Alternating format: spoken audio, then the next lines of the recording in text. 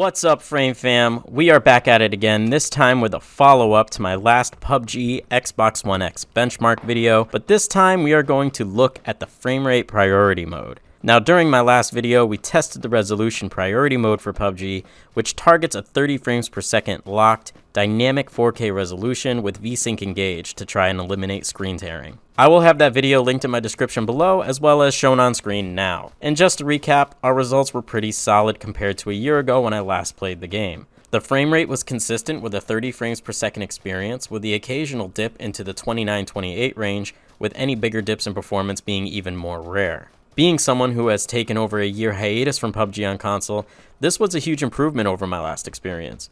Now with framerate priority mode, the resolution locks to 1440p instead of dynamic 4K, with vsync disengaged to provide the most stable gameplay. They also lower the graphical details by a whole magnitude as far as draw distance is concerned, while they also seem to tweak foliage and geometry details as well, but I can't find any official statements confirming those changes. Now, like my previous video, I was impressed to see the frame rate stay stable in the initial lobby area of the game and play in sequence, as when I used to play this game back in the day, these staging areas were a stuttering mess, and it has shown how far they have come. I will say, however, I am less impressed than my previous video overall with this frame rate priority mode. The frame time seems to be the biggest and only noticeable positive difference between the two graphics modes, and this is a metric I don't really track on my console benchmarks yet, but I definitely felt it while playing. That being said, even though they knocked the resolution down and disengaged vsync, I noticed the same, if not more, drops into the mid-20s and higher on frame rate mode. These drops also seem to be more random than anything, but sometimes it's hard to tell. You'll see here as I'm running in the wide open, looking at as many details as possible, you'll notice a steady 30 frames per second.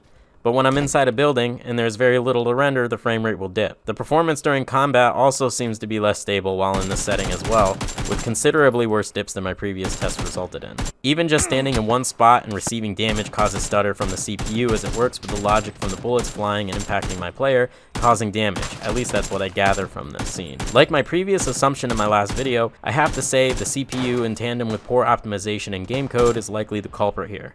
The random dips just can't be explained otherwise out of a 6 teraflop GPU with such a high bandwidth to work with at only 1440p resolution. But it's really no surprise to anyone really that is the case, as the CPU bottleneck is the same story with many other games, and these facts are widely known. Regardless of game code and optimization, the Jaguar CPU can only do so much in most larger open world games at 60 frames per second in general, especially with 99 other players in the same server. The games that try this have a lot of trouble staying out of the low 50s. Like Fortnite and Apex Legends, and in my opinion, they have vastly superior optimization compared to PUBG. When I first realized there was an additional graphics mode to focus on frame rate, I figured it would attempt to at least hit 60 frames per second, and I assumed that this was the case.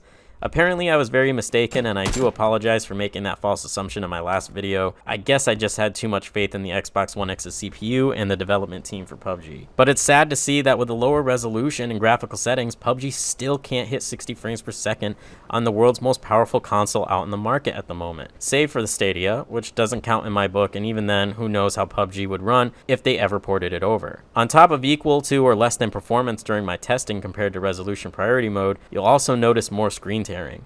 After all, having vsync turned off with sub 30 frames per second performance dips, screen tearing is a given, but it did cause some distraction to me here nonetheless, whereas it was largely absent in the resolution priority mode. I just can't put my finger on why, while reducing graphical fidelity with both lower resolution and draw distances, and having no vsync engaged, we get nothing more than a faster frame time with this setting. I guess that's where the poor optimization comes into play more than ever, and depending on the player's preference, this can be a great thing, as gunplay does ever so slightly feel more smooth as a result, but if you trigger those deep frame drops and screen tearing moments, it could actually inhibit your play.